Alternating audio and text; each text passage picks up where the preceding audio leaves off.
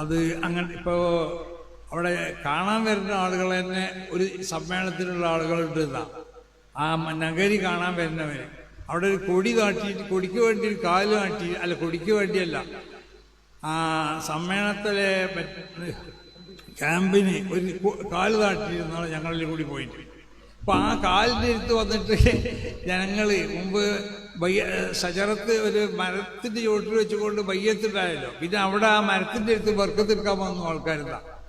അപ്പോൾ ബർക്കത്തെടുക്കലൊക്കെ അധികമായപ്പോൾ ഉമർ റളിയല്ലാഹു തആല അൻഹു ആ മരം മുറിക്കാൻ പറഞ്ഞത് ബർക്കത്തെടുത്തുകൊണ്ട് മുറിക്കാനുമല്ല, ബർക്കത്തെടുത്തിനെ മരം മുറിക്കാനുമല്ല. നമ്മൾക്കൊക്കെ അങ്ങനെ ഒരു തെറ്റിദ്ധാരണയുണ്ട്. ആ ബർക്കത്തെടുത്ത മരം മുറിക്കാൻ വേണ്ടി ഉമർ അങ്ങനെയല്ല സംഭവം എന്ന് പറഞ്ഞാൽ എന്താന്ന് ചോദിച്ചാൽ അവിടെ മരങ്ങൾ ഉണ്ടായിരുന്നു, എല്ലാവരും ഈ മരം മറന്നുപോയി. അപ്പൊ ബർക്കത്ത് എടുക്കേണ്ട മരം എല്ലാത്തോടത്തും ബർക്കത്ത് എടുക്കാൻ തുടങ്ങിയ ആൾക്കാർ. അപ്പോഴാണ് ഉമർ റളിയല്ലാഹു തആല എന്ന് പറഞ്ഞ മുറിച്ചാലടാ ആ മരം മുറിച്ചു എന്ന് പറഞ്ഞപ്പോൾ അപ്പോൾ ആളുകളൊക്കെ വിചാരിച്ചു ആ ബയ്യത്തു ഷജറ ആ എവിടെയാണോ ഏത് ഷജറത്തിന്റെ ചുവട്ടിലാണോ ബയ്യത്തുണ്ടായത് ആ മരം മുറിച്ചിക്കണമല്ലോ, ഇനിയിപ്പോൾ അങ്ങോട്ട് പോകണ്ടാന്ന്. അല്ലാതെ ബർക്കത്തെടുക്കാൻ പറ്റാത്തതിന്മേൽ ബർക്കത്തെടുക്കൽ വന്നപ്പോഴാണ് മുറിക്കാൻ പറഞ്ഞത്. അപ്പൊ ജനങ്ങൾ കാലാന്തരങ്ങളിൽ അറിയാതിരിക്കും ഏത് മരത്തിന്റെ ചുവട്ടിൽ ബയ്യത്തുണ്ടായതെന്നൊക്കെ. അപ്പൊ പലരും അടയാളം വെച്ച് പോന്നിട്ടുണ്ടല്ലോ. അപ്പൊ പലരും ചെന്നു, പലരും പല മരത്തിന്റെ അടുത്തേക്ക് പോകാൻ തുടങ്ങി. അപ്പോൾ ഉമർ റളിയല്ലാഹു അൻഹു മുറിക്കാൻ പറഞ്ഞു. എന്നതുപോലെ നമ്മളവിടെ കൊടി അല്ല ഈ പന്തിന് കാട്ടിയപ്പോൾ ക്യാമ്പിന് വേണ്ടി പന്തിന് കാട്ടിയപ്പോൾ ഇപ്പൊ ജനങ്ങളൊക്കെ വന്ന് അതിമ്പോൾ തൊട്ട് കുത്തിയൊക്കെ പോകുന്നുണ്ടെന്ന് പറഞ്ഞു. സംഗതി നല്ല സംഗതി തന്നെയാണ്. ബർക്കത്തുള്ള കാലിന് അവിടെ ഉസ്താദന്മാരെല്ലാം കൂടി നാട്ടിയതാണ്. നമ്മളെ സമസ്തന്റെ സമ്മേളനത്തിന്റെ ക്യാമ്പിന് വേണ്ടി നാട്ടിയ കാലാണ്. തീർച്ചയായിട്ടും അതിന് ബർക്കത്തുണ്ട്. ഇനി മുജാഹിദികൾ എന്ത് എതിർത്തിനെ പറ്റി പറഞ്ഞാലും വേണ്ടില്ല, പ്രസംഗിച്ചാലും വേണ്ടി മുജാഹിദികൾ അല്ലാത്തവർ എനിക്കിപ്പോൾ ആകെ മുങ്ങി കുളിരറ്റിക്കണ്, ആർക്കും എന്തും പറയാം, മനസ്സിലായില്ലേ. ഇനി മുജാഹിദീങ്ങളല്ല എന്ന് പറഞ്ഞവർ പറഞ്ഞാലും വേണ്ടില്ല, അതിന് ബർക്കത്തുണ്ട്. അപ്പൊ ജനങ്ങളവിടെ വന്ന് ഇങ്ങനെ ബർക്കത്ത് എടുത്ത് പോവാണ്. അപ്പൊ ഞാൻ നാളെ തമാശയായിട്ട് പറഞ്ഞു അവിടെ ഒരു പെട്ടി വെച്ചാൾ നല്ലതെന്ന് പറഞ്ഞു. അതുപോലെ തന്നെ മാനേജ്മെന്റ് അസോസിയേഷനോടും പറയാനുള്ളത് കഴിവിന്റെ പരമാവധി ഉസ്താദന്മാർക്കുള്ള സൗകര്യങ്ങളൊക്കെ നമ്മൾ ചെയ്തു കൊടുക്കണം. കുട്ടികൾക്കുള്ള ചെയ്തു കൊടുക്കലില്ല എന്നല്ല പറഞ്ഞത്, ചെയ്തു കൊടുക്കണം. ഉസ്താദന്മാരും കൂടി ആലോചിച്ചിട്ട് ഓരോ മഹല്ലത്തുകളിലും എങ്ങനെയാണ് ഈ ദർസിലിവിടെ പിടിച്ചു നിർത്താറുള്ളത്. ദർസിൽ വരേണ്ട കുട്ടികളൊക്കെ പാവപ്പെട്ട കുട്ടികളായിരിക്കും, ചിലപ്പോൾ കഴിവുള്ളവരുണ്ടാവും. എന്നാലും ആ കുട്ടികൾക്ക് ആവശ്യമാവുന്ന ഭക്ഷണമല്ലാത്ത പല സഹായങ്ങളും വേണ്ടി വരും. അതൊക്കെ ചെയ്തു കൊടുക്കുന്നുണ്ട് ഇപ്പം എല്ലാ മഹല്ലത്തുകളിലൊക്കെ. പണ്ടങ്ങനല്ല ഇത്. പണ്ട് അങ്ങനെ ദർസുകളിലൊന്നും അങ്ങനെ സഹായങ്ങളൊന്നും കിട്ടാനില്ല. കുട്ടി വേദന പോയി വന്തി ഉണ്ടാക്കണം, ഓന് വലിയ മരുന്ന് എങ്ങനെയെങ്കിലും കിതാവോ അങ്ങനെയെങ്കിലൊക്കെ. ഇന്നിപ്പോൾ അതിൻ്റെ ആവശ്യമില്ല. വളരെ പ്രാധാന്യമർഹിക്കുന്ന ഒരു വേദിയിലാണ് നമ്മളിവിടെ സംബന്ധിച്ചിട്ടുള്ളത്. മഹാന്മാരാകുന്ന മുദരിസന്മാരുടെയും അവരോടൊപ്പം നിന്നുകൊണ്ടിട്ട് അവർക്ക് വേണ്ട സർവ സൗകര്യങ്ങളും ചെയ്തു കൊടുക്കുന്ന നാട്ടിലെ പ്രമുഖരാകുന്ന വ്യക്തിത്വങ്ങൾ, അതാണല്ലോ മാനേജ്മെന്റ് അസോസിയേഷൻ എന്ന് പറഞ്ഞത്. അപ്പോൾ അവരും കൂടിയുള്ള ഒരു സംഗമത്തിലാണ് നമ്മളിവിടെ ഒരുമിച്ച് കൂടിയിട്ടുള്ളത്. സമസ്ത കേരള ജമിയത്തുൽ ഉലമയുടെ പോഷക സംഘടനകളിൽ നിന്ന് ഏറ്റവും പ്രധാനപ്പെട്ട പോഷക സംഘടനയിൽപ്പെട്ട ഒന്നാണ് ജമിയത്തുൽ മുദരിസീൻ. അത് രൂപീകരിക്കപ്പെട്ടത് കുറച്ച് വൈകിയാണെങ്കിലും മഹാന്മാരാവുന്ന ഉസ്താദന്മാരുടെ കാലഘട്ടത്തിലൊക്കെ ഇതിൻ്റെ ചർച്ച മുമ്പ് നടന്നതാണ്. ഷെയ്ഖുനാ ശംസുൽ അസീസ് ബഹുമാനപ്പെട്ടവർ സമസ്ത കേരള ജമിയത്തുൽ ഉലമയുടെ സെക്രട്ടറി ആയിരുന്ന കാലഘട്ടത്തിൽ തന്നെ കെ സദഖത്തുള്ള മുസ്ലിയാർ സമസ്ത കേരള ജമിയത്തുൽ ഉലമയുടെ പ്രസിഡന്റുമായി പ്രവർത്തിച്ചിരുന്ന കാലഘട്ടത്തിൽ അന്ന് ജമിയത്തുൽ മുദരിസീൻ്റെ രൂപീകരണത്തിനെ പറ്റി പല ചർച്ചകളും നടന്നതാണ്. കാസർഗോഡ് വെച്ചും മറ്റു സ്ഥലങ്ങളിലൊക്കെ വെച്ച് ചർച്ചകൾ നടത്തിയിട്ടുണ്ട്. പക്ഷേ അത് ഒരു പ്രായോഗിക തലത്തിൽ കൊണ്ടുവരുന്നതിനെ സംബന്ധിച്ചുള്ള ചില തർക്കങ്ങളും അതിനുള്ള പരിഹാരമാർഗങ്ങളൊക്കെ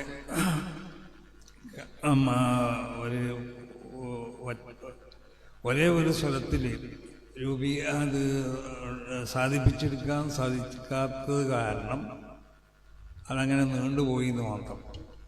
അപ്പോൾ ഏതായാലും മഹാന്മാരാകുന്ന നമ്മുടെ മുൻഗാമികളാകുന്ന ഉസ്താദന്മാർ ജമിയത്തുൽ മുദരിസീനെ സംബന്ധിച്ച് അവർ ചിന്തിച്ചിരുന്നു, അതിനുവേണ്ടി അവർ ചർച്ച ചെയ്തിരുന്നു. അങ്ങനെ അതിനോട് ബന്ധപ്പെട്ട പല ചർച്ചകളും നടന്നതായിട്ട് പല ഉസ്താദന്മാരും പറഞ്ഞ് കേൾക്കാനും സാധിച്ചിട്ടുണ്ട്.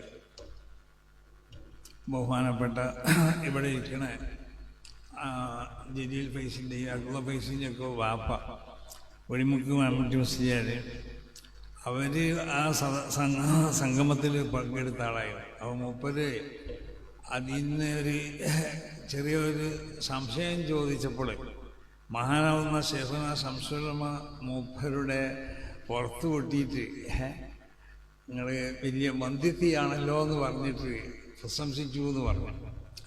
അപ്പോൾ അങ്ങനെ പല ചർച്ചകളൊക്കെ അവർ അന്ന് നടത്തിയതായിരുന്നു. പക്ഷേ അതൊന്നും ഞാൻ പറഞ്ഞല്ലോ, അതൊരു പൊതു സ്വഭാവമായിട്ട് രൂപീകരിക്കപ്പെടാൻ സാധിക്കാത്തതുകൊണ്ടിട്ട് അത് അങ്ങനെ ഒരു സംവിധാനം ഉണ്ടാക്കാൻ അന്ന് സാധിച്ചില്ല എന്നുമാണ്.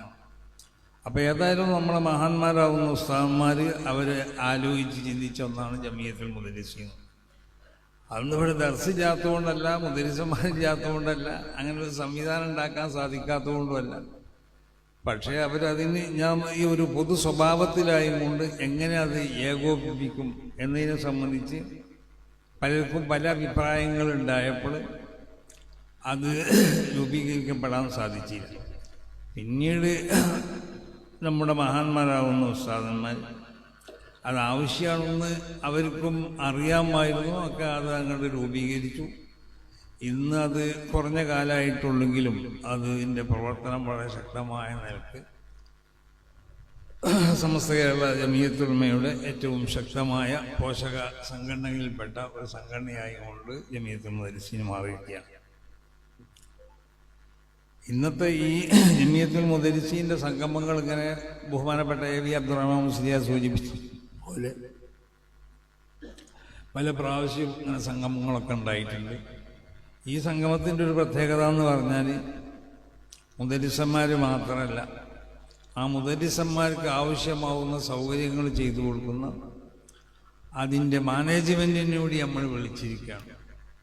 കാരണം ഈ സംവിധാനം ഇവിടെ നിലനിർത്തപ്പെടണമെന്നുണ്ടെങ്കിൽ നമ്മൾ മുദരിസന്മാർ വേണം, അവരുടെ സേവനത്തോടൊപ്പം തന്നെ മഹാന്മാരാവുന്ന നമ്മുടെ നാട്ടിലെ മാനേജ്മെൻറ്റ് അസോസിയേഷൻ്റെ കൂടി സേവനം ഉണ്ടാവണം. അപ്പോൾ മുദരിസന്മാർ ചെയ്യേണ്ടത് അവർ ദർസ എടുത്താണ് ചെയ്യേണ്ടത്. അതിനുള്ള കഴിവും അതിലെല്ലാം നിലക്കുള്ള മഹാറത്തൊക്കെ ഉള്ള മുദരിസന്മാരുണ്ടാവണം. അവർക്ക് വേണ്ട സൗകര്യങ്ങൾ ചെയ്തു കൊടുത്തുകൊണ്ട് ഈ സംവിധാനം ഇവിടെ നിലനിർത്തണം എന്നുണ്ടെങ്കിൽ അതിന് മാനേജ്മെൻറ്റ് അസോസിയേഷൻ ആവശ്യം. അപ്പോൾ അതുകൊണ്ടാണ് രണ്ടു കൂട്ടരെയും വിളിച്ചിരുത്തിക്കൊണ്ടിട്ട് ദർസിൻ്റെ ശക്തീകരണം എങ്ങനെയൊക്കെയാണ് ദർസ് നമുക്ക് ശക്തിപ്പെടുത്താൻ കഴിയാമെന്ന്. അതോടൊപ്പം ദർസില്ലാത്ത സ്ഥലങ്ങളിലൊക്കെ ദർസ് ഉണ്ടാക്കാൻ വേണ്ടി ശ്രമിക്കുകയും ഓരോ മഹല്ലത്തിലുള്ള മാനേജ്മെൻറ്റ് അസോസിയേഷനെ പറ്റി നമ്മൾ പഠിച്ചു നോക്കിയാൽ അവരൊക്കെ വളരെ താല്പര്യമുള്ളവരായിരിക്കും ഈ ദർസ് ഇവിടെ നിലനിർത്തുന്നതിന്. അങ്ങനെയാണ് നമുക്ക് മാത്രമല്ല പല മഹല്ലത്തുകളിലും ദർസിന് വേണ്ടി വഖഫ് ചെയ്യപ്പെട്ട ധാരാളം സ്വത്തുകളുണ്ട്. അപ്പം നമ്മളോടൊക്കെ തന്നെ പല ആളുകളും ഫത്വ ചോദിച്ച് വരാറുണ്ട്. നമ്മളോടൊന്നല്ല, മുമ്പ് മഹാനാവുന്ന ശേഖന സംസ്കൃതമയോടൊക്കെ പലർക്കും പല വഖഫ് സ്വത്തിനെ പറ്റിയുള്ള ഫത്വ ചോദിച്ച് വരുമ്പോൾ അത് ദർസിന് വേണ്ടി വഖഫ് ചെയ്യപ്പെട്ടതായ ഒരുപാട് സ്വത്തുകൾ ഓരോ നാട്ടിലുള്ള ആ മാനേജ്മെൻറ്റ് അസോസിയേഷൻ എന്ന് പറഞ്ഞാൽ അവർ നമ്മൾ പണ്ഡിതന്മാരെക്കാൾ ഈ വിഷയത്തിൽ ശ്രദ്ധ പതിപ്പിക്കുന്നവരും ആ വഖഫ് സ്വത്തിനെ അതിനെ ഉപയോഗിക്കപ്പെടേണ്ടതായ രൂപത്തിൽ തന്നെ ഉപയോഗിക്കണം, അതല്ലാത്ത നിലക്കത് ഉപയോഗിക്കാൻ പാടില്ല എന്ന് വിശ്വസിക്കുന്നവരുമാണ്. അതുകൊണ്ടാണ് അവർ ഫത്വ ചോദിച്ചുകൊണ്ട് വരേണ്ടത്. ദർസിന് ഉസ്താദിന് കിട്ടുന്നില്ല, അല്ലെങ്കിൽ ദർസിൽ കുട്ടികളെ കിട്ടുന്നില്ല, ദർസിൽ ആവശ്യമാവുന്നതായ സൗകര്യങ്ങളാണ്. അപ്പം ഇനി എന്താ ചെയ്യേണ്ടത് ഇതുകൊണ്ടെന്ന് ചോദിച്ചുകൊണ്ട് പല മഹല്ലത്തുകളിൽ നിന്നും പൂർവികരാവുന്നതായ ആ മഹല്ലത്തിലുള്ള പിതാക്കന്മാർ, ഞാനന്ന് ചെറിയൊരു കുട്ടിയാണ്, ഒരു 10-15 വയസ്സുണ്ടാവുള്ളൂ, 15 ഉണ്ടാവില്ല, 14 വയസ്സുണ്ടാവുമ്പോൾ ഞാനന്ന് ആ വാദപ്രതിവാദം കേൾക്കാൻ പോയി.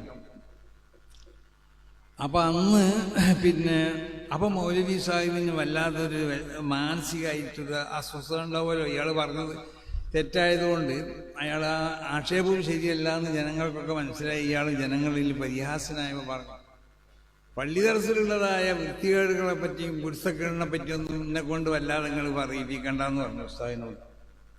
അപ്പോൾ ഉസ്താദ് പറഞ്ഞു, പള്ളി ദർസിൽ ഗുരുത്തക്കേട് കാട്ടിയിട്ട് വൃത്തികേട് കാട്ടിയിട്ട് പുറത്താക്കിയതാണല്ലോ നിങ്ങളെ, അത് നമുക്കറിയാം, അധിഷ്ഠിതമായ ഇവരായിരിക്കും. അപ്പോൾ ഒരാൾ നമ്മൾ തെല്ലത്തിരുത്ത് ചിലപ്പോൾ ഉള്ളിൽ കടന്നു പോകാൻ ചിലപ്പോൾ സൗകര്യമില്ലെങ്കിൽ അവർ പിന്നെ വേറെ സ്ഥലം നോക്കിയാണ് പോകുന്നത്. അപ്പോൾ ആ ഒരു അവസ്ഥ ഉണ്ടാകരുത്. ഒന്നുകിൽ അങ്ങോട്ടോ ഇങ്ങോട്ടോ ഒഴിഞ്ഞ കസാലിലേക്ക് ഇരുന്നുകൊണ്ട് അവസാനത്തിലൊരു കസാലിൽ ഒഴിവുണ്ടാക്കി തീർക്കുന്ന വരുന്ന ആളുകൾക്ക് അവിടെ ഇരിക്കാൻ കഴിയും. മറ്റത് രണ്ട് ഭാഗത്ത് മിക്കവാറും ആ ഭാഗത്ത് കൂടി വരാൻ ആരും സന്നദ്ധരാവും ഉണ്ടാവുക. അപ്പം അത് നമ്മളൊക്കെ ഇങ്ങനെ പറഞ്ഞാൽ പോരാ, മജ്‌ലിസിൽ തൗസിയത്ത് ചെയ്യണമെന്ന് പറഞ്ഞാൽ പോരാ, അത് പ്രാവർത്തികമായിട്ട് ഹംബിൾ തങ്ങൾ അങ്ങനെ മഹാന്മാരാവുന്ന അയിമ്മത്തിൻ്റെ ദർസുകളിൽ പഠിച്ചുകൊണ്ടിട്ട് വിഷയങ്ങൾ മനസ്സിലാക്കി വലിയ വലിയ പണ്ഡിതന്മാരായ അയിമ്മത്ത് മശായിഖിനെയാണ് നമ്മൾ കാണുന്നതൊക്കെ.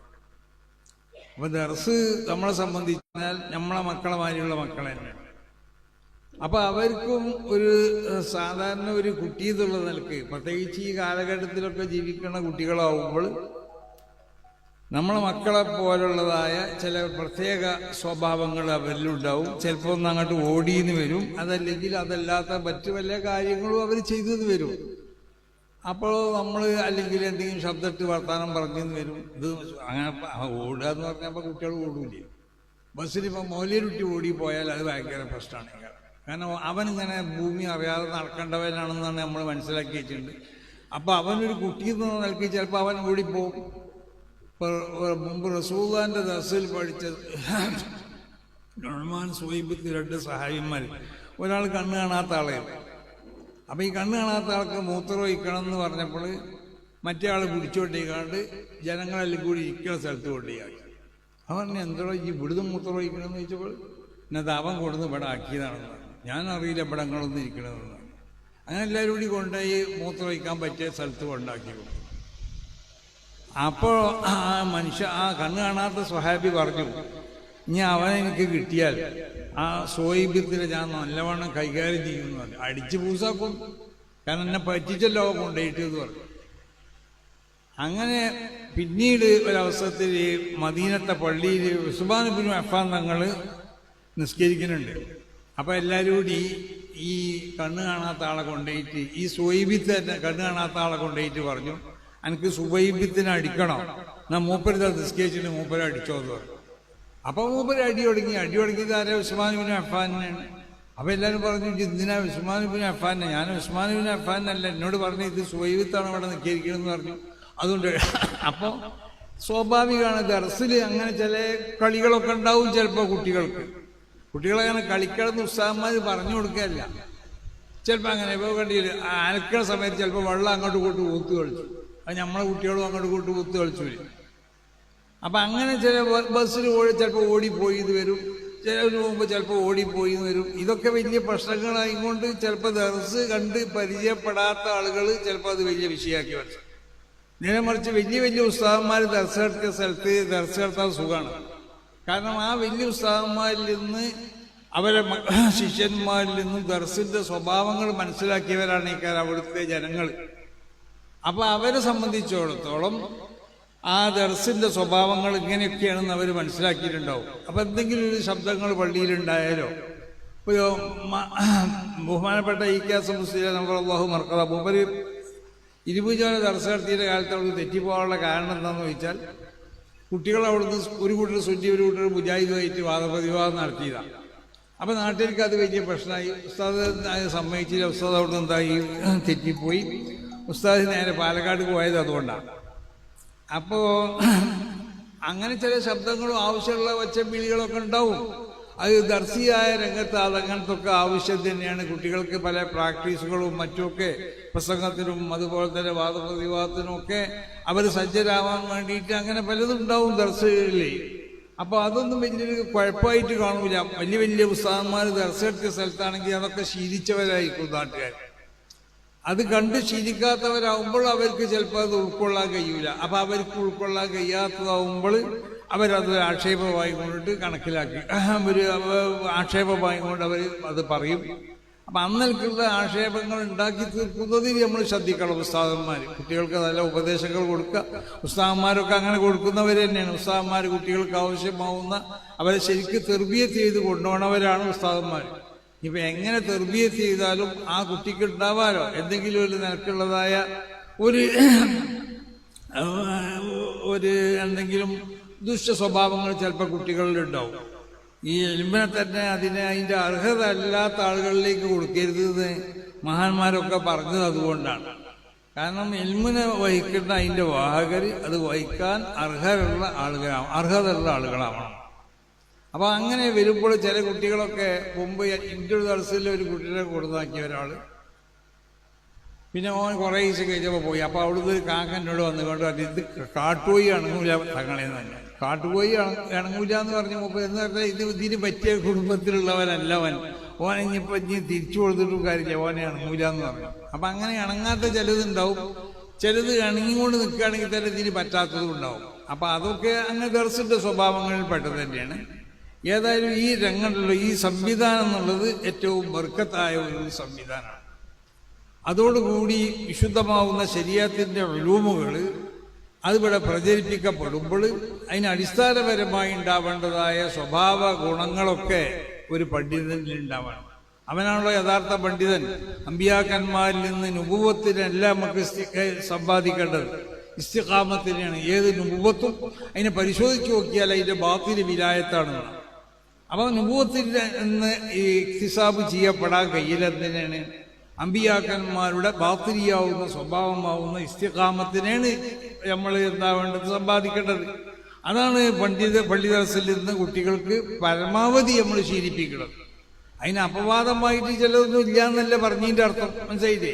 എല്ലാം കുറ്റപ്പറ്റതാണെന്നുള്ളതല്ല. മനുഷ്യരല്ലേ, അമ്പിയാക്കന്മാരെ പോലുള്ള ഒരു ഫിത്രത്തല്ലല്ലോ നമുക്കുള്ളത്. അമ്പിയാക്കന്മാരാണെങ്കിൽ സിൻഫുൻ മഫ്തൂറുൻ അൽ ഇൻസിലാഖ് മിനൽ ഖാദൂറാത്തിൽ ബശരിയാന്ന, മനുഷ്യന്നുള്ള നിലക്കുണ്ടാവുന്ന എല്ലാ വൃത്തികേടുകളിൽ നിന്നും പൂർണ്ണമായി നിർമ്മാർജ്ജനം ചെയ്യപ്പെട്ടതായ ഒരു ഫിത്രത്തായിരിക്കും അമ്പിയാക്കന്മാർക്ക് അല്ലാഹു നൽകിയത്. അങ്ങനത്തെ ഫിത്രത്തല്ലല്ലോ നമ്മൾക്കുള്ളത്. അപ്പൊ തെറ്റുകളൊക്കെ സംഭവിക്കാം. പക്ഷേ അതൊക്കെ അങ്ങോട്ടും ഇങ്ങോട്ടുമൊക്കെ പരസ്പരം സ്നേഹത്തോടും സന്തോഷത്തോടുകൂടി വിട്ടുവീഴ്ച മനോഭാവത്തോടു കൂടി ഉസ്താദന്മാരും വിട്ടുവീഴ്ച മനോഭാവത്തിന് തയ്യാറാവണം. മാനേജ്മെന്റ് കമ്മിറ്റിയും വിട്ടുവീഴ്ച മനോഭാവത്തിന് തയ്യാറാവണം. കാരണം എന്തുകൊണ്ടെന്ന് ചോദിച്ചാൽ, നമുക്കൊക്കെ പറ്റുന്ന തകരാറ് എന്താണെന്ന് ചോദിച്ചാൽ, മഹാന്മാർ ഈ ആയത്തിനെ വ്യാഖ്യാനിച്ചുകൊണ്ട്, ഞാനിവിടെ ഓതി ഈ ആയത്തിനെ വ്യാഖ്യാനിച്ചുകൊണ്ട് അവർ പറഞ്ഞതുപോലെ അന്നാസു ഫി സുഹുദ് അലാ സലാസത്തി അഖ്സാം വാലിബുൻ ലിനഫ്സിഹി വമുഖ്തസിദുൻ വസാബിഖുൻ ബിൽ ഖൈറാത്ത്. ഒന്ന് വാലിബുൻ നഫ്സിഹി, അവൻ സ്വയം അവൻ നഫ്സിനെ ആക്രമിക്കുന്നവൻ. അതാരാണ്? അല്ലദീന വഖഫൂ മഅ സഹറത്തി ദുനിയ യഖുദൂനഹാ മിൻ ഗൈരി വജീഹാ വയസ്തഅമിലൂനഹാ മിൻ ഗൈരി വജീഹാ. ദുനിയാവിനോടുള്ള ആ ആഡംബരത്തിൽ ആകർഷകരായി കൊണ്ടുള്ള ഒരു വിഭാഗമാണ്. എന്നിട്ട് ദുനിയാവിനെ അവർ സമ്പാദിക്കുന്നത് അത് സമ്പാദിക്കേണ്ട മാർഗത്തിൽ കൂടി അല്ലാതെ, കണ്ടില്ലേ? ഇപ്പൊ പല അനധികൃതമാവുന്ന ശരീഅത്ത് അനുവദിക്കാത്ത പല ബിസിനസ്സിൽ കൂടി എങ്ങനെയെങ്കിലും പൈസ സമ്പാദിച്ചാൽ മതി എന്ന ഓരോരുത്തരെടുത്തുള്ളൂ. അത് നൂലായാലും വണ്ടിയില്ല, ചങ്ങലായാലും വണ്ടിയില്ല, ചെയിനായാലും വണ്ടിയില്ല, അതിലൊക്കെ കൂടുകയാണ് നമ്മളൊക്കെ പോയിട്ട്. അപ്പൊ ആ നിലക്ക് അതിന് അവര്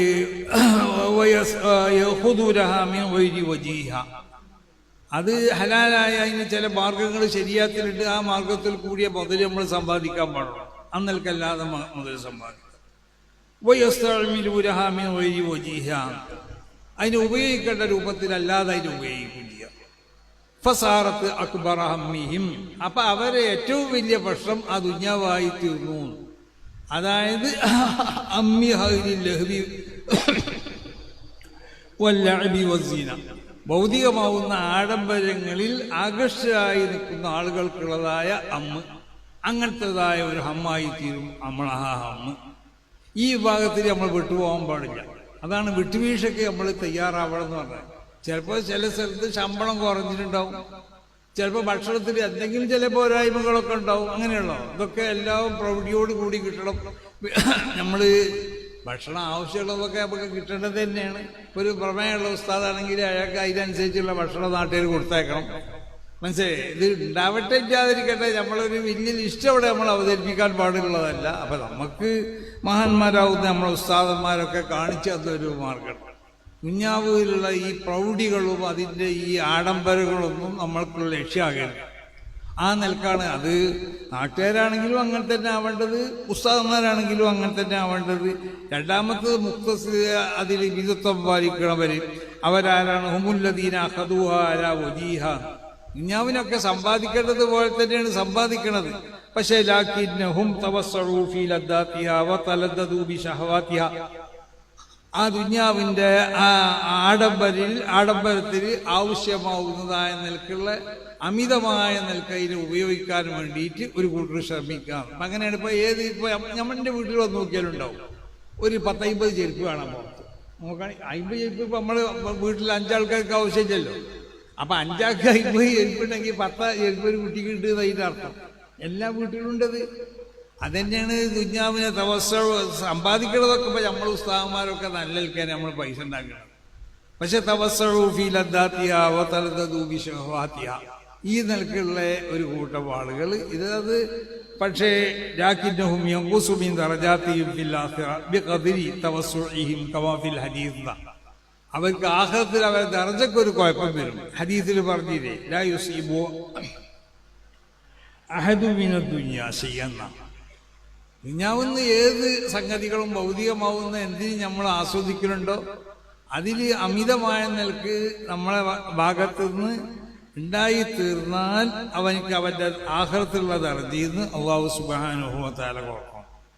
അപ്പം അതാണ് ഒരു കൂട്ടർ. മറ്റൊരു കൂട്ടരോ സാബിക്കും ബിൽ ഖൈറാത്ത്.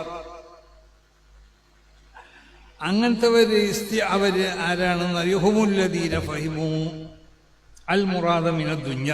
ദുനിയാവ് എന്താന്നുള്ളത് അവർക്ക് മനസ്സിലായി. അത് വില്ലുസായി എന്നൊക്കെ പറഞ്ഞിട്ടുണ്ടല്ലോ. പക്ഷെ മനസ്സിലാവാത്തതുകൊണ്ടല്ല, നമ്മളിവിടെ സാക്ഷിതാണെന്ന് നമ്മൾ മനസ്സിലാക്കേണ്ടത്. ചെറിയ ഒരു സുഹൃതി നമ്മൾക്ക് ഉണ്ടാവണം. സുഹൃത് എന്ന് പറഞ്ഞാൽ അതിൻ്റെ ഭാഷാർത്ഥം എന്താണ്? അൽ ഇറാദു അനി ശൈഇ ഇസ്തിഖാറൻ ലഹു. ഒരു സാധനത്തെ നിസ്സാരമാക്കി കരുതിക്കൊണ്ട് അതിനെന്താക്കുക ഒഴിഞ്ഞിക്കുക എന്നുള്ളത്. അപ്പം അതാണ് ദുനിയാവിന് നിസ്സാരമായി കൊണ്ട് നമ്മൾ തവായ ദുനിയാ ഫി ജൈബിക ഫി യദിക മഹാനാവുന്ന ഖൗസുൽ ആലം മൊയ്‌ദി ശൈഖ് തങ്ങൾ, ശൈഖുൽ ത്വായിഫത്ത് ജുനൈദുൽ ബഗ്ദാദി തങ്ങളൊക്കെ സുഹുദിക്ക് അർത്ഥം പറഞ്ഞു. അപ്പോൾ ഭാഷാർത്ഥത്തിൽ സുഹുദ് എന്ന് പറഞ്ഞാൽ ഇസ്തിഹ്വാറു അൽ ഇറാദു അനി ശൈഇ ഇസ്തിഹ്ഖാറൻ ലഹു എന്നുള്ളതാണ്. ശർഈന്റെ ഭാഷയിൽ സുഹുദ് എന്ന് പറഞ്ഞാൽ ഖദ്റു ദുർറത്തി ബിനൽ ഹലാലിൽ മുതയഖിൻ. ഹലാലാണെന്ന് ഉറപ്പുള്ളതിൽ നിന്നിട്ട് ആവശ്യത്തിൻ്റെ ഉള്ളത് മാത്രം എന്താക്കി പിടിച്ചാൽ. അങ്ങനെയല്ലേ വലിയ വലിയ നമ്മൾ മഹാന്മാരാവുന്ന ഉസ്താദന്മാരൊക്കെ. ഇപ്പോൾ ഒരു വലിയ സംഖ്യ കണ്ണിത്ത് ഉസ്താദിന് ആരോ കൊണ്ടുപോയി കൊടുത്തപ്പോൾ എന്തിനാ തെല്ലുപിടി കൊടുത്താൽ നിൽക്കണമെന്ന് എഴുതി. നമ്മൾ ചെറിയ സംഖ്യ തന്നാലാണ് ഇത് പോരാന്ന് പറയുന്നത്. നോക്കണേ വ്യത്യാസം അറിയണം. നമ്മളും അവരും തമ്മിലുള്ള വ്യത്യാസം അതാണ്. അവർ വലിയ സംഖ്യ കൊണ്ടുപോയി കൊടുത്തപ്പോൾ ആ വലിയ സംഖ്യ ഇതിനിത് കൊണ്ടുവന്നു, ഇത്ര എന്തിനും എനിക്ക് ആവശ്യമില്ല എന്നുള്ളത്. നമ്മളങ്ങനല്ല. നമ്മളാദ്യം തന്നെ തന്നത് ഇത് പോരാ. വലിയ സംഖ്യയിലേക്കാണ് തന്നിട്ടുള്ളത്, എന്നാലും ഇത് പോരാ. അത് ആരെക്കൊണ്ടെങ്കിലും പറയിപ്പിച്ചിട്ടെങ്കിലും വലിയ സംഖ്യ കിട്ടണം എന്നുള്ള ആഗ്രഹക്കാരാണ്. അപ്പം അതാണ് ഖദ്റുൽ മിനൽ ഹലാലിൽ മുതയഖ്ഖിനിൽ ഹില്ല്. ഹലാൽ ഉറപ്പാണെന്നുള്ളത് ഇന്ന് ആവശ്യമുള്ളത് പിടിക്കുക. അത് അങ്ങനത്തെ ആളുകളാണ് സാബിഖും ബിൽ ഖൈറാത്ത് ബിഇദ്നില്ലാ എന്ന് പറഞ്ഞു. അപ്പം നമ്മൾ എപ്പോഴും എല്ലാ നിലക്കും സൗകര്യങ്ങളൊക്കെ ചിലപ്പോൾ നമ്മൾ വലിയ സേവനത്തിന് വേണ്ടിയിട്ടാണല്ലോ. ഈ ദർസ് എന്ന് പറഞ്ഞാൽ വലിയൊരു സേവനമാണ്. അത് നമ്മൾ ആദ്യം മനസ്സിലാക്കണം. ദീനിന് ചെയ്യുന്നതായ ഏറ്റവും വലിയൊരു ഖിദ്മത്താണ്. ആ ഖിദ്മത്ത് ചെയ്യുമ്പോൾ സൗകര്യങ്ങളൊക്കെ ചിലപ്പോൾ കുറഞ്ഞു വരും. പിന്നെ അവിടെ സൗകര്യങ്ങൾ നമുക്കിങ്ങനെ വന്നുകൊണ്ടിരിക്കും. അത് നമ്മൾ മനസ്സിലാക്കാത്തതുകൊണ്ടാണ്. ഇപ്പം ചില ഉസ്താദന്മാരൊക്കെ വലിയ വലിയ ആളുകൾ അവർ ദർസിലൊക്കെ നിൽക്കുമ്പോൾ ആ നിൽക്കുന്ന സ്ഥലം വളരെ സൗകര്യങ്ങൾ കുറഞ്ഞ സ്ഥലമായിരിക്കും. പിന്നെ അവരവിടെ നിന്ന് എത്രയോ കുട്ടികളും സൗകര്യങ്ങളൊക്കെ പിന്നെ വർദ്ധിപ്പിക്കപ്പെടുകയാണ്. ആരായി വർദ്ധിപ്പിച്ചു കൊടുക്കുന്നത്? നാട്ടുകാരാവുന്ന ആളുകൾ. അപ്പോൾ ഈ ഉമറാവിനോട് പറയാനുള്ളത്, നിങ്ങളെ നമ്മളാരും ചെറുതായി കാണുന്നില്ല. ചിലരിലൊക്കെ അങ്ങനെ സമസ്തക്കാർ ഉമറാവിനെ ചെറുതായി കാണുന്നുണ്ട്. അങ്ങനെ ചെറുതായി കാണലൊന്നുമില്ല. നിങ്ങളൊക്കെ വേണം. എല്ലാവരും ഉണ്ടാകുമ്പോൾ ഇവിടെ ദീനുണ്ടാവുള്ളൂ. നമ്മൾ ഉമറാവ് മാത്രം ഉണ്ടായ പോരാ, ഇവിടെ മുദരിസന്മാർ മാത്രം ഉണ്ടായ പോരാ, മുഅല്ലിമീങ്ങൾ മാത്രം ഉണ്ടായ പോരാ, ഇവിടെ സാധാരണക്കാരായ ആളുകൾ വരെ ഉണ്ടാവണം. എല്ലാവരും കൂടി കൂടുമ്പോഴേ ദീൻ ഇവിടെ ഉണ്ടാവുള്ളൂ. മനസ്സിലായില്ലേ? ചെലവ് കൊടുക്കണതൊക്കെ കഴിവുള്ള ആളുകൾ തന്നെ ആയിക്കോളന്നില്ലല്ലോ. കഴിവ് ഇല്ലാത്ത പാവപ്പെട്ട ആളുകളും ഉസ്താദന്മാർക്ക് ചെലവ് കൊടുക്കും. ഉസ്താദന്മാരോട് ആവശ്യമാവുന്ന എന്തെങ്കിലും പിരിവുണ്ടെങ്കിൽ അതിൽ കൊടുക്കും. അപ്പോൾ ഓരോരുത്തരും അവരവരുടെ കഴിവിൻ്റെ പരമാവധി. അപ്പോൾ ഉലമാവും ഉമറാവും നന്നാകുന്ന റസൂൽ പറഞ്ഞത് എന്തുകൊണ്ടാന്ന് പറഞ്ഞാൽ ഈ രണ്ട് വിഭാഗവും ഏതായാലും നന്നാവില്ല. അപ്പൊ കഴിയണത്ര നന്നായാലും ബാക്കിയുള്ളവരോട് നന്നാക്കാൻ നമുക്ക് കഴിയും എന്നുള്ളതാണ്. അപ്പൊ അതുകൊണ്ടിട്ട് രണ്ടു കൂട്ടരും നന്നായി കഴിഞ്ഞാൽ നാട്ടിലുള്ള ആളുകൾക്ക് മറ്റുള്ളവരോട് നന്നാവണമെന്ന് പറയേണ്ട ആവശ്യമില്ല. അതൊക്കെ നന്നായി കൊണ്ട് തന്നെയാണ് പോകുന്നത്. പാവപ്പെട്ടവരും പോക്ക് നമ്മളോടൊക്കെയാണ്, ഉലമാവിനോടും ഉമറാവിനോടാണ് നന്നാവണമെന്ന് പറയുന്നത്. മനസ്സിലായില്ലേ? അവർ രണ്ടാളും നന്നായാൽ ബാക്കിയുള്ളവരും നന്നാവും എന്ന് പറഞ്ഞതിന്റെ അർത്ഥം അതാണ്.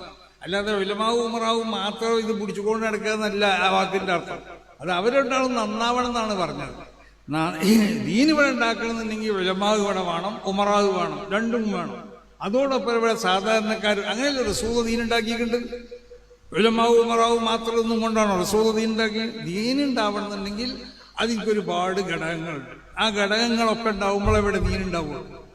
അതിവിടെ സാധാരണക്കാരായ ആളുകൾ ഇവിടെ ദീൻ വേണം. ഇവിടെ പന്തലിടണമെങ്കിൽ സാധാരണക്കാരനെ വേണ്ടേ? അതിനിപ്പോൾ ഉസ്താദ് പോയി ചിലപ്പോൾ ഷെയ്ഖിന് പന്തലിട്ടു എന്ന് പറഞ്ഞു. പിന്നെ ഒരു വാദപ്രതിവാദത്തിന് വേണ്ടി അതുവരെ ആരാണ് വരുന്നത് വരെ ആരും അറിഞ്ഞിട്ടില്ല. ഖണ്ഡന പ്രസംഗത്തിന് ആൾ വരുമെന്ന് പറഞ്ഞു. പിന്നെ മൂപ്പരയുടെ മൂപ്പര അന്ന് അവിടെ ഖണ്ഡന പ്രസംഗം നടത്തിയതും തലേ ദിവസം വലിയ അബ്ദുൽ ഖാദർ വാദപ്രയോഗം നടത്തിയപ്പോൾ എന്താ ഒരു പരാജയം പോലെ തോന്നിയപ്പോൾ മറുപടി ആയിക്കൊണ്ട് അന്ന് മൂപ്പരനെ പന്തലൊക്കെ ഇട്ടതെന്ന് പറഞ്ഞു. ഇന്നിപ്പോൾ നമ്മളാരും പന്തലിടാൻ കിട്ടൂലല്ലോ. നമ്മളൊക്കെ പന്തലിടലൊക്കെ കോൺട്രാക്ട് കൊടുക്കുകയാണ്. അങ്ങനെ കഴിയുള്ളൂ, നമ്മളെ കൊണ്ട് കഴിയൂല. ഇപ്പം നാട്ടിൽ ചെറിയൊരു വയലുണ്ടാകുകയാണെങ്കിലും അതിനൊക്കെ പ്രവർത്തിക്കാൻ ഇവിടെ എല്ലാവരും വേണം. അപ്പോൾ ഇവിടെ പാവപ്പെട്ടവർ വേണം, സാധാരണക്കാർ വേണം, ആലിമീങ്ങൾ വേണം, സാദാത്തികൾ വേണം, ഉലമാവ് വേണം. അപ്പോൾ ഉലമാവും സാദാത്തികളൊക്കെ ഇവിടെ ആവശ്യം തന്നെയാണ്. അവരൊക്കെ ദീനിന്റെ അവിഭാജ്യ ഘടകങ്ങളാണ്. ഉമറാവും ദീനിന്റെ അവിഭാജ്യ ഘടകങ്ങളാണ്. ഇവിടുത്തെ പാവപ്പെട്ടവരും ദീനിന്റെ അവിഭാജ്യ ഘടകങ്ങളാണ്. ഇത് എല്ലാം കൂടി ഉണ്ടായാലേ ദീൻ ഇവിടെ ഉണ്ടാവുള്ളൂ. പക്ഷേ ഈ രണ്ട് വിഭാഗം നന്നാവൂടി വേണം. കാരണം ഇവര് നന്നാവാത്ത ചില പ്രവൃത്തികൾ നമ്മളിൽ നിന്നൊക്കെ ഉണ്ടാവാന്ന ആലിമീങ്ങളിൽ നിന്ന് ചിലപ്പോൾ ആലിമിന്റെ ആ പ്രൗഢിക്ക് വിരുദ്ധമാകുന്ന നിലക്കുള്ള പ്രവർത്തനം ആലിമീങ്ങളിൽ നിന്നുണ്ടാവാം. അതുപോലെ തന്നെ മറ്റ് പ്രമുഖരാവുന്നതായ ധനാഢ്യന്മാരിൽ നിന്നും അങ്ങനത്തെ ഒക്കെ ഉണ്ടാവാം. അതുകൊണ്ടാണ് റസൂൽ പറഞ്ഞത്, നിങ്ങൾ രണ്ടു കൂട്ടരും നന്നാകാൻ വേണ്ടി ശ്രമിക്കണം കേട്ടോ, എന്നാലേ മറ്റുള്ളവരും നന്നാവുള്ളൂ. അങ്ങനെ നന്നായാലേ ഇവിടെ ദീൻ എന്താവുള്ളൂ, നിലനിൽക്കുള്ളൂ എന്നുള്ള അർത്ഥം. അപ്പൊ ദീനിന്റെ നിലനിൽപ്പാണ് നമുക്ക് ആവശ്യം. അപ്പോൾ പല മഹല്ലത്തുകളിലും ആവശ്യമാവുന്ന നിലക്കുള്ള സൗകര്യങ്ങളൊന്നും ചിലപ്പോൾ ഉണ്ടായിക്കൊള്ളുന്നില്ല. എന്നാലും നമ്മൾ അതുമായിട്ട് ഒത്തുവണങ്ങി പോയി കൊണ്ടിട്ട് അവിടെ ദീനിനെ നിലനിർത്തുക എന്നുള്ളത് അവിടെ നമ്മുടെ ലക്ഷ്യം. അതുപോലെ തന്നെ മാനേജ്മെന്റ് അസോസിയേഷനോടും പറയാനുള്ളത്, കഴിവിന്റെ പരമാവധി ഉസ്താദന്മാർക്കുള്ള സൗകര്യങ്ങളൊക്കെ നമ്മൾ ചെയ്തു കൊടുക്കണം.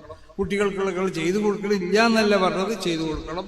ഉസ്താദന്മാരും കൂടി ആലോചിച്ചിട്ട് ഓരോ മഹല്ലത്തുകളിലും എങ്ങനെയാണ് ഈ ദർസിലിവിടെ പിടിച്ചു നിർത്താറും. ദർസിൽ വരേണ്ട കുട്ടികളൊക്കെ പാവപ്പെട്ട കുട്ടികളായിരിക്കും, ചിലപ്പോൾ കഴിവുള്ളവരുണ്ടാവും. എന്നാലും ആ കുട്ടികൾക്ക് ആവശ്യമാവുന്ന ഭക്ഷണമല്ലാത്ത പല സഹായങ്ങളും വേണ്ടി വരും. അതൊക്കെ ചെയ്തു കൊടുക്കുന്നുണ്ട് ഇപ്പം എല്ലാ മഹല്ലത്തുകളിലൊക്കെ. പണ്ടങ്ങനല്ല ഇത്. പണ്ട് അങ്ങനെ ദർസുകളിലൊന്നും അങ്ങനെ സഹായങ്ങളൊന്നും കിട്ടാനില്ല. കുട്ടി വേദന പോയി പോന്തി ഉണ്ടാക്കണം, ഓന് വലിയ മരുന്ന് എങ്ങനെങ്കിലും കിതാബ് വാങ്ങണമെങ്കിലൊക്കെ. ഇന്നിപ്പോൾ അതിൻ്റെ ആവശ്യമില്ല. കിതാബ് വാങ്ങണമെന്ന് പറഞ്ഞാൽ മതി, കിതാബ് ആളുകൾ വാങ്ങിക്കൊടുക്കും. കിതാബിൻ്റെ ഉപയോഗിച്ചാലും ഇല്ലെങ്കിലും അപ്പം അങ്ങനെയാണല്ലോ. അപ്പം കിതാബ് എല്ലായിടത്തും വലിയ വലിയ ഖുതുബുഖാനകളുണ്ട്. മുമ്പൊക്കെ നമ്മൾ കിതാബ് പുത്താലായ ചെയ്യാൻ വേണ്ടിയിട്ട് അന്ന് പിന്നെ ബൈളാവിൻ്റെ ഹദ്ദുൽ ഹക്കീം, അതുപോലെ തന്നെ മുത്തവലിൻ്റെ ഹദ്ദുൽ ഹക്കീമൊക്കെ കാണാൻ വേണ്ടി എല്ലാ പള്ളിയിലും തെണ്ടി നടന്നു. അവസാനം പൊന്മുഴത്ത് ബഹുമാനപ്പെട്ട കൈപ്പറ്റ വീരാകുട്ടിയുടെ ദർശനത്തെ സ്ഥലമായതുകൊണ്ട് അവിടെ മൂപ്പർ ഇങ്ങനത്തെ അമൂല്യമായ ഗ്രന്ഥങ്ങളൊക്കെ കൊടുത്തു. അപ്പോൾ അവിടെ അതുപോലെ തന്നെ ഇവിടെ പിന്നെ ഇരുമ്പുംചോലൊക്കെ പോയപ്പോൾ അവിടെ അതുണ്ടായിരുന്നു. അപ്പോൾ അവിടെയൊക്കെ പോയാണ്. കൊണ്ട് ഷിയാബുദ്ദീൻ ഷാലിയാത്തിൻ്റെ കുത്തുബുഖാനി പോകണം. നമുക്ക് വലിയ അമൂല്യമായ കിതാബുകൾ നമുക്ക് കാണണമെന്നുണ്ടെങ്കിൽ മുമ്പ് ശറഅൽ മുഹദ്ദബ് നോക്കാൻ വേണ്ടി നമ്മൾക്ക് അന്ന് പിന്നെ തലക്കൊടുത്തൂർ പോകേണ്ടി വന്നു. അവിടെ സദഖത്തുൽ പോലത്തെ വലിയ വലിയ മഹാന്മാർ ദർസ് നടത്തിയതുകൊണ്ട് അവിടെ ശറഅൽ മുഹദ്ദബ് അവിടെ ഉണ്ടായിരുന്നു. അന്ന് നമ്മുടെ നാട്ടിലുള്ള പള്ളികളൊന്നുമില്ല. അങ്ങനെ ഞാൻ ശറഉൽ മവാഖിഫും ശറഉൽ മഖാസിദൊക്കെ നോക്കാൻ വേണ്ടിയിട്ട് ഇങ്ങനെ പല സ്ഥലത്തും നമ്മൾ ഓടി ചാടി പോകേണ്ടി വന്നു. നമ്മളെ പള്ളികളിലൊന്നും ഞങ്ങളുടെ നാട്ടിലെ പള്ളി തന്നെ ശറഉൽ മവാഖിഫ് മഖാസിദ് അവിടെ ഉണ്ടായപ്പോൾ ഇരിക്കാൻ തോന്നി, എങ്ങനെ ഇപ്പോൾ ഇത് ആരെവിടെ ഇത് വാങ്ങിച്ചു എന്നുള്ളൂ.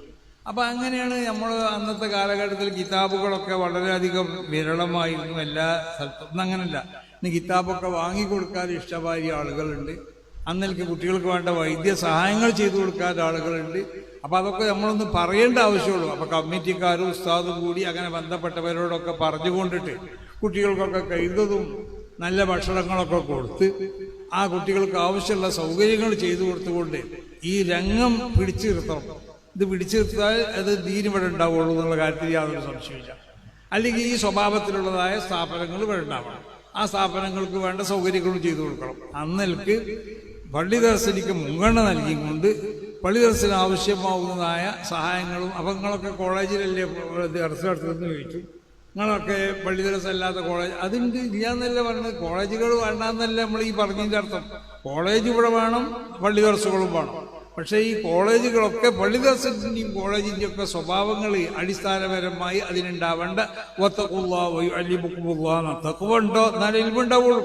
കാരണം അമ്പിയാക്കന്മാരെ ഇർസാണ്, അമ്പിയാക്കന്മാരെ വാരിസികളാവുന്ന പണ്ഡിതന്മാരാണ് ഇവിടെ ആവശ്യം. അൽ ഉലമാവു എന്ന് പറഞ്ഞാൽ എല്ലാ ഉലമാവുന്നല്ല.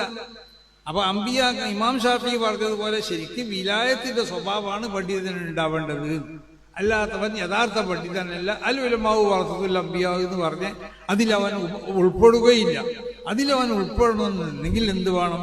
വിലായത്തിന്റെ സ്വഭാവം ഇസ്തിഖാമത്ത് കഴിയണത്ര പണ്ഡിതന്മാരിൽ ഉണ്ടാവണം. അതുണ്ടാക്കിക്കൊണ്ട് മഹല്ല് ജമാഅത്തുകളായിട്ടൊക്കെ നല്ല നിലക്ക് നിന്നുകൊണ്ടിട്ട് അവര് മഹല്ല് ജമാഅത്തുകാരോടും പറയാനുള്ളത് അങ്ങനെ തന്നെയാണ്. ഉസ്താദന്മാരെ അങ്ങനെ അവരെ ആവശ്യമില്ലാതെ അവരെ പിരിച്ചുവിടരുത്. അവർക്ക് ആവശ്യമുള്ളതായ സൗകര്യങ്ങളൊക്കെ ചെയ്തു കൊടുക്കണം. അവര് അങ്ങനെ ഉണ്ടല്ലോ, അത് ആ ഉസ്താദ് അങ്ങനെയാണ്, ഈ ഉസ്താദ് ഇങ്ങനെയാണ്, ഇയാൾ വേണ്ട, അങ്ങനെ പറഞ്ഞുകൊണ്ട് പിരിച്ചുവിടാൻ പാടില്ല. ദീൻ പ്രവർത്തനത്തിന് വേണ്ടി അമൽ ചെയ്യണവരാണ് അവർ. അപ്പൊ അവർ ആ ഹിദമനെ നമ്മൾ അംഗീകരിക്കണം. ആ നിലക്കുള്ള സൗകര്യങ്ങൾ അവർക്ക് ചെയ്തു കൊടുക്കണം. ആ നിലക്ക് ദർശനെ പുഷ്ടിപ്പെടുത്തുക, ദർശന ആവശ്യമാവുന്ന സൗകര്യങ്ങളൊക്കെ ചെയ്യുക. അതുപോലെ തന്നെ ദർശി സ്വഭാവത്തിലുള്ള നമ്മളെ സ്ഥാപനങ്ങൾക്കൊക്കെ നമ്മൾ കഴിയണത്ര പരമാവധി അതിനവിടെ നിലനിർത്താനും അതിനുവേണ്ട സൗകര്യങ്ങളൊക്കെ ചെയ്യാൻ നമ്മൾ സന്നദ്ധരാവണമെന്ന് എല്ലാവരോടും ഓർമ്മപ്പെടുത്തിക്കൊണ്ട് അതിനുള്ള തൗഫീഖ് അല്ലാഹു സുബ്ഹാനഹു വ തആല നമുക്കൊക്കെ നൽകട്ടെ. നമ്മളെ ഖിദ്മകളൊക്കെ അല്ലാഹു കബൂൽ ചെയ്യട്ടെ. നമ്മളെ 100-ാം വാർഷികം അത് ഒരു വലിയ ചരിത്ര സംഭവമാക്കി തീർക്കേണ്ട ഒന്നാണ്. അത് അങ്ങനെ ഇപ്പോൾ അവിടെ കാണാൻ വരുന്ന ആളുകൾ തന്നെ ഒരു സമ്മേളനത്തിലുള്ള ആളുകളുണ്ട്. ആ നഗരി കാണാൻ വരുന്നവർ അവിടെ ഒരു കൊടി നാട്ടിയിട്ട്, കൊടിക്ക് വേണ്ടി ഒരു കാല് നാട്ടി, അല്ല കൊടിക്ക് വേണ്ടിയല്ല, ആ സമ്മേളനത്തിലെ ക്യാമ്പിന് ഒരു കാല് നാട്ടിയിരുന്നാണ് ഞങ്ങളിൽ കൂടി പോയിട്ട്. അപ്പം ആ കാലിൻ്റെ അടുത്ത് വന്നിട്ട് ജനങ്ങൾ മുമ്പ് ഷജറത്ത് ഒരു മരത്തിൻ്റെ ചോട്ടിൽ വെച്ചുകൊണ്ട് ബയ്യത്തുണ്ടായല്ലോ. പിന്നെ അവിടെ ആ മരത്തിൻ്റെ അടുത്ത് ബർക്കത്തെടുക്കാൻ വന്നു ആൾക്കാരെന്താ. അപ്പോൾ ബർക്കത്തെടുക്കലൊക്കെ അധികമായപ്പോൾ ഉമർ റളിയല്ലാഹു തആല അൻഹു ആ മരം മുറിക്കാൻ പറഞ്ഞത് ബർക്കത്തെടുത്തുകൊണ്ട് മുറിക്കാനുമല്ല, ബർക്കത്തെടുത്തിനെ മരം മുറിക്കാനുമല്ല. നമ്മൾക്കൊക്കെ അങ്ങനെ ഒരു തെറ്റിദ്ധാരണയുണ്ട്. ആ ബർക്കത്തെടുത്ത മരം മുറിക്കാൻ വേണ്ടി ഉമർ അങ്ങനെയല്ല സംഭവം എന്ന് പറഞ്ഞാൽ എന്താന്ന് ചോദിച്ചാൽ, അവിടെ മരങ്ങൾ ഉണ്ടായിരുന്നു, എല്ലാവരും ഈ മരം മറന്നുപോയി. അപ്പൊ ബർക്കത്തെടുക്കേണ്ട മരം എല്ലാത്തോടത്ത് എത്തും ബർക്കത്തെടുക്കാൻ തുടങ്ങിയ ആൾക്കാർ. അപ്പോഴാണ് ഉമർ റളിയല്ലാഹു തആല എന്ന് പറഞ്ഞ മുറിച്ചാളാണ് ആ മരം മുറിച്ചു എന്ന് പറഞ്ഞപ്പോൾ അപ്പോൾ ആളുകളൊക്കെ വിചാരിച്ചു ആ ബയ്യത്തു ഷജറ, ആ എവിടെയാണോ ഏത് ഷജറത്തിന്റെ ചുവട്ടിലാണോ ബയ്യത്തുണ്ടായത് ആ മരം മുറിച്ചിക്കണമല്ലോ, ഇനിയിപ്പോൾ അങ്ങോട്ട് പോകണ്ടാന്ന്. അല്ലാതെ ബർക്കത്തെടുക്കാൻ പറ്റാത്തതിന്മേൽ ബർക്കത്തെടുക്കൽ വന്നപ്പോഴാണ് മുറിക്കാൻ പറഞ്ഞത്. അപ്പൊ ജനങ്ങൾ കാലാന്തരങ്ങളിൽ അറിയാതിരിക്കും ഏത് മരത്തിന്റെ ചുവട്ടിൽ ബയ്യത്തുണ്ടായതെന്നൊക്കെ. അപ്പൊ പലരും അടയാളം വെച്ച് പോന്നിട്ടുണ്ടല്ലോ. അപ്പൊ പലരും ചെന്നു, പലരും പല മരത്തിന്റെ അടുത്തേക്ക് പോകാൻ തുടങ്ങി. അപ്പോൾ ഉമർ റളിയല്ലാഹു അൻഹു മുറിക്കാൻ പറയും. എന്നതുപോലെ നമ്മളവിടെ കൊടി അല്ല ഈ പന്തിന് കാട്ടിയപ്പോൾ, ക്യാമ്പിന് വേണ്ടി പന്തിന് കാട്ടിയപ്പോൾ ഇപ്പൊ ജനങ്ങളൊക്കെ വന്ന് അതിമ്പോൾ തൊട്ട് കുത്തിയൊക്കെ പോകുന്നുണ്ടെന്ന് പറഞ്ഞു. സംഗതി നല്ല സംഗതി തന്നെയാണ്. ബർക്കത്തുള്ള കാലിന് അവിടെ ഉസ്താദന്മാരെല്ലാം കൂടി നാട്ടിയതാണ്. നമ്മളെ സമസ്തൻ്റെ സമ്മേളനത്തിൻ്റെ ക്യാമ്പിന് വേണ്ടി നാട്ടിയ കാലമാണ്. തീർച്ചയായിട്ടും അതിന് ബർക്കത്തുണ്ട്. ഇനി മുജാഹിദീങ്ങൾ എന്ത് എതിർത്തിനെ പറ്റി പറഞ്ഞാലും വേണ്ടില്ല, പ്രസംഗിച്ചാലും വേണ്ടി മുജാഹിദീങ്ങൾ അല്ലാത്തവർ എനിക്കിപ്പോൾ ആകെ മുങ്ങി കുളിരറ്റിക്കണ്, ആർക്കും എന്തും പറയാം, മനസ്സിലായില്ലേ? ഇനി മുജാഹിദീങ്ങളല്ല എന്ന് പറഞ്ഞവർ പറഞ്ഞാലും വേണ്ടില്ല, അതിന് ബർക്കത്തുണ്ട്. അപ്പം ജനങ്ങളവിടെ വന്ന് ഇങ്ങനെ ബർക്കത്തെടുത്ത് പോവാണ്. അപ്പം ഞാൻ നാളെ തമാശയായിട്ട് പറഞ്ഞു അവിടെ ഒരു പെട്ടിയും വെച്ചാൾ നല്ലതെന്ന് പറഞ്ഞു. പിന്നെ അപ്പം ഏതായാലും ആവട്ടെ. അപ്പം അത് വലിയൊരു സംഭവമാണ്. അന്താരാഷ്ട്ര സ്വഭാവത്തിലുള്ള മഹാന്മാരാവുന്ന വലിയ വലിയ പണ്ഡിതന്മാരൊക്കെ പല രാജ്യങ്ങളിൽ നിന്നും പങ്കെടുക്കണം. കേരളത്തിലും കേരളത്തിൻ്റെ പുറത്തൊക്കെയുള്ള പ്രമുഖരാവുന്ന പല വ്യക്തിത്വങ്ങളും പങ്കെടുക്കണം. വലിയ സമ്മേളനമാണ്. അതിൻ്റെ വിജയിപ്പിക്കണം. അത് വിജയിപ്പിക്കുക എന്നുള്ളത് നമ്മളെ സംബന്ധിച്ചിടത്തോളം നമ്മളൊരു അഭിമാന പ്രശ്നം കൂടിയാണുള്ളത്. സമസ്തയുള്ള ജമിയത്തുൽ ഉലമയുടെ 100-ാം വർഷം അത് വിജയിക്കും എന്നുള്ള കാര്യത്തിൽ യാതൊരു സംശയമില്ല. അത് വിജയിപ്പിക്കൽ നമ്മളൊക്കെ ബാധ്യതയാണ്.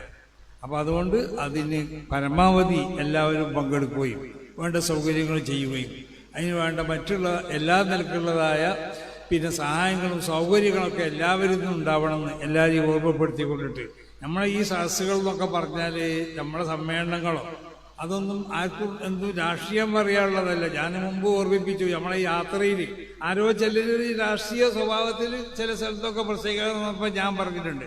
ഇത് അതിനുള്ള വേദിയല്ല. ഇവിടെ വന്ന് സമസ്തനെ പറ്റി പറയാം, സമസ്തന്റെ ഗുണങ്ങളുണ്ടെങ്കിൽ പറയാം, രാഷ്ട്രീയം പറയാൻ നമ്മളെ വേദി പറ്റൂല എന്ന് പറഞ്ഞു. അതുകൊണ്ട് നമ്മളെ വേദിയിൽ അങ്ങനത്തെ പ്രശ്നമൊന്നും ഉണ്ടായിട്ടില്ല. വേറെ എവിടെയൊക്കെ ഉണ്ടായത് കേൾക്കുന്നുണ്ട്, എന്താവട്ടെ. അപ്പോൾ ഏതായാലും നമ്മളെ ഇത് വളരെ ദീനിയാവുന്നതായ ഒരു പിന്നെ സ്വഭാവമാണ് നമ്മളെ യാത്രക്കൊക്കെ ഉണ്ടായിട്ടുള്ളത്. അതിൻ്റെ ആദ്യം മുതൽ അവസാനം വരെ സുന്നത്ത് ജമാഅത്തിനെ പറ്റിയും അതുപോലെ ദീനികമായ കാര്യങ്ങളാണ് നമ്മൾ പ്രസംഗിച്ചത്. അവിടെ വന്ന രാഷ്ട്രീയക്കാരൊക്കെ പ്രസംഗിച്ചത് സമസ്തനെ സംബന്ധിച്ചാണ്. സമസ്തൻ്റെ വലുപ്പവും മണ്ണൊക്കെയാണ് എല്ലാവരും പറഞ്ഞത്. അപ്പം അതാണ് നമ്മളെ വിജയം എന്നുള്ളത്. വന്നവരൊക്കെ സമസ്തനെ പറ്റി പറയാം. അവരെ ആശയങ്ങളോ അല്ലെങ്കിൽ അവർക്കുള്ള രാഷ്ട്രീയ സ്വഭാവങ്ങളൊന്നും പറയാനല്ല നമ്മളെ വേദി ഉപയോഗപ്പെടുത്തിയത്. അതിന് ആർക്കോട്ട് സാധിക്കില്ല. ആ സദസ്സിക്ക് അങ്ങനത്തതായ ഒരു പ്രൗഢിയും ഒരു പുണ്യമൊക്കെ ഉണ്ട്. നമ്മൾ അറിയാത്ത ആളുകൾ അതിനെന്താവും തടുത്തുകൊണ്ടേ നിൽക്കും, മഹാന്മാരാവുന്ന മശായഖന്മാർ. അതുകൊണ്ട് നമ്മളതിൽ അങ്ങനത്തെ ഒന്നും അനുഭവപ്പെട്ടില്ല.